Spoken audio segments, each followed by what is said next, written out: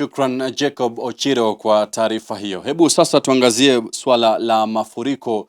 Ni kuwa kadri mvua kubwa inavyoendelea kunyesha maeneo mbalimbali humu nchini, wasiwasi inaendelea kuongezeka kuhusu athari za mafuriko kwa jamii, miundombinu na usalama wa chakula. Msemaji wa serikali Isaac Mwaura kwa sasa anasema kuwa idadi ya vifo vimeripotiwa ni 49 huku familia 2624 zikiwa zimehama makwao, wakati baadhi ya kaunti zikiripoti mafanikio katika juhudi za kudhibiti mafuriko.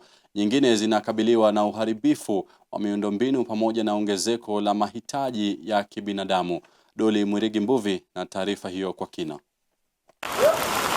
Mvua kubwa inavyoendelea kunyesha katika maeneo mbalimbali nchini, baadhi ya jamii zinaendelea kuathirika kutokana na mafuriko, uharibifu wa miundombinu na hofu ya upungufu wa chakula.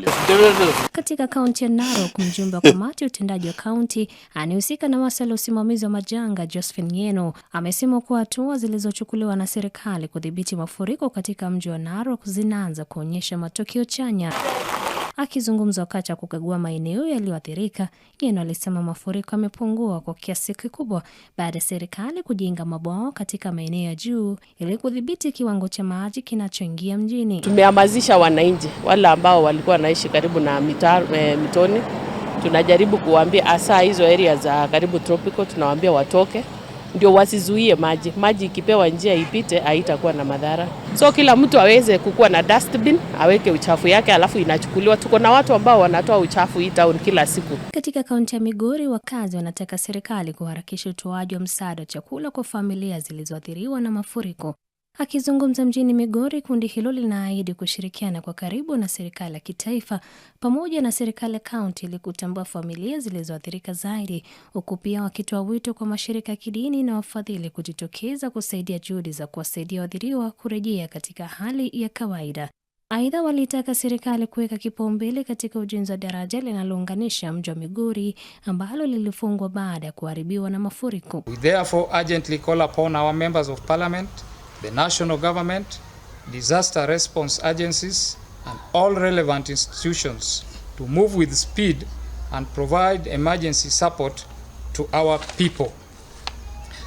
The Migori County Residents Association is ready to receive, coordinate and transparently channel any support to the most affected communities to ensure help reaches those who need it most. Sisi ambao tunalima kwa chemichemi, hata tulikuwa tumepanda, hiyo yote imeenda, imekuwa bure.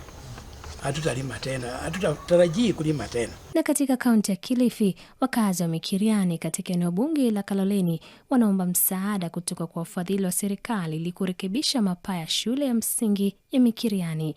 Zaidi ya madarasa 10 katika shule hiyo yanavuja maji, hali ambayo wakazi wanasema inatatiza masomo ya wanafunzi na pia kuhatarisha usalama wao, hasa wakati upepo mkali unaoambatana na mvua hiyo. Amini katika hii hali ya climate change, mvua yetu ya siku hizi huwa inakuja na upepo, na tuko na wasiwasi kwamba ukiingilia upepo huenda madarasa hayo yakang'olewa na ikawa shida zaidi.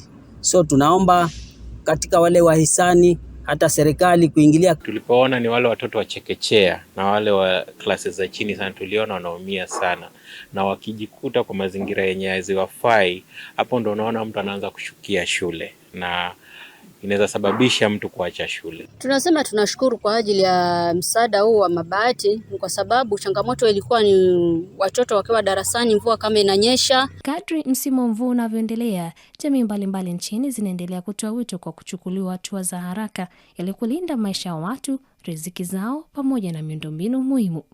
Doli Mwirigi Mbuvi, Dira ya Hope TV.